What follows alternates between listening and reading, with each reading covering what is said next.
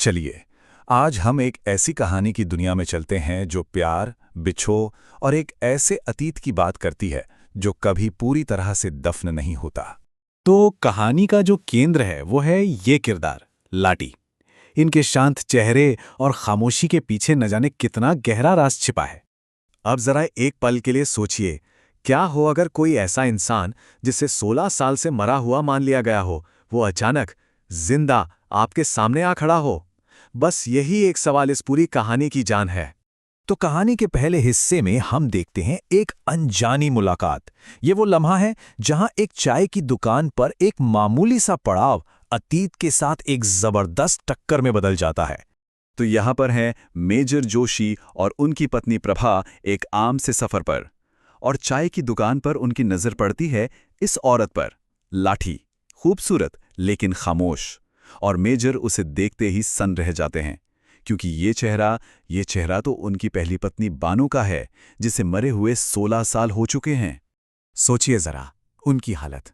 Major का तो मानो पूरा शरीर ही सुन पड़ गया।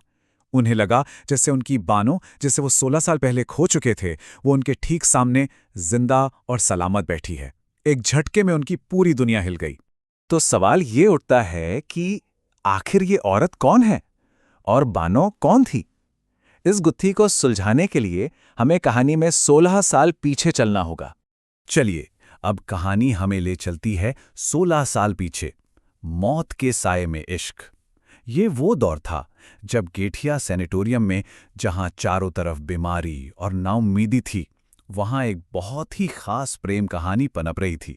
ये हैं युवा कप्तान जोशी, अपनी पत्नी बानो की देखभाल में दिन रात एक किए हुए।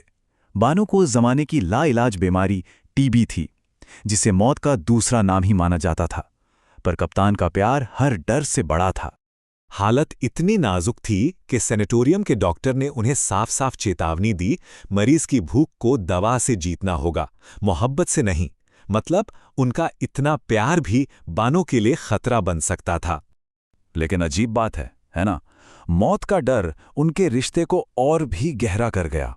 सारे दिखावे खत्म हो गए और उनका प्यार अपने सबसे सच्चे रूप में सामने आया। वो सैनिटोरियम ही एक तरह से उनका दुखद लेकिन असली हनीमून बन गया। पर यह एक अधूरी कहानी थी। उनका साथ शुरू से ही जुदाई और मुश्किलों से भरा रहा, और इसका अंत भी उतना ही अधूरा और दुखद था। उनकी किस्मत में शायद शुरू से ही मुश्किलें लिखी थीं। सोचिए, शादी के तीसरे ही दिन कप्तान को बसरा में जंग पर भेज दिया गया। 2 साल बाद जब वो लौटे तो बानो टीबी की गंभीर मरीज बन चुकी थी। कप्तान ने सैनिटोरियम में उसकी देखभाल में कोई कसर नहीं छोड़ी, लेकिन सैनिटोरियम ने हाथ खड़े कर दिए। उन्होंने बानो को लाइलाज बताकर घर ले जाने को कह दिया, और जिस सुबह उन्हें निकलना था, बानो वहां थी ही नहीं, वो गायब हो गई। और फिर कुछ दिनों बाद एक बुरी खबर आई। नदी के किनारे बानो की साड़ी मिले। कप्तान का दिल टूट गया। सबने यही मान लिया कि उसने डूबकर अपनी जान दे दी है। और अब हम वापस आते हैं आज के वक्त में, उसी चाय की दुकान पर। लाटी की पहेली, 16 साल से दफन ये राज अब एक ऐसे तरीके से खुलने वाला था जिसकी किसी ने कल्पना भी नहीं की थी। और यहीं पर दुकान में मौजूद हेड वैष्णवी वो इस पहेली को सुलझाती हैं।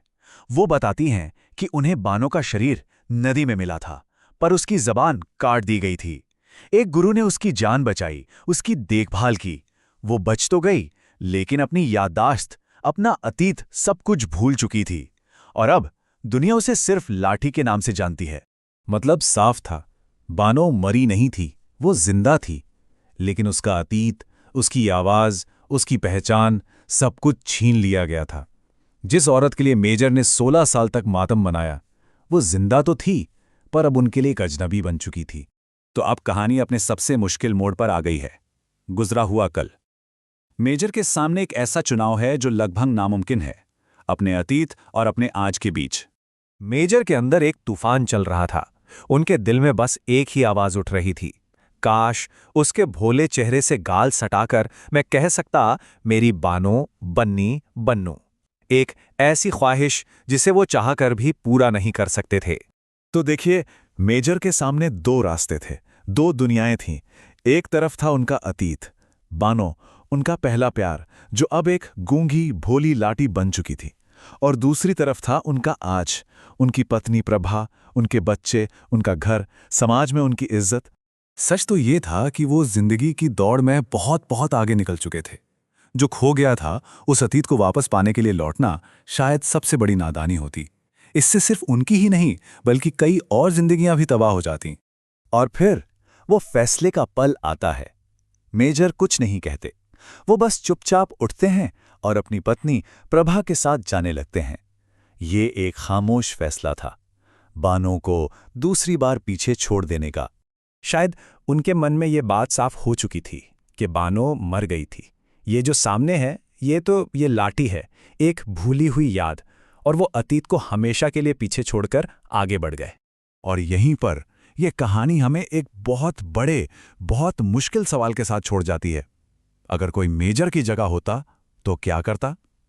क्या वो अपने खोए हुए अतीत को चुनता, या फिर अपने बनाए हुए आज की जिम्मेदारियों को?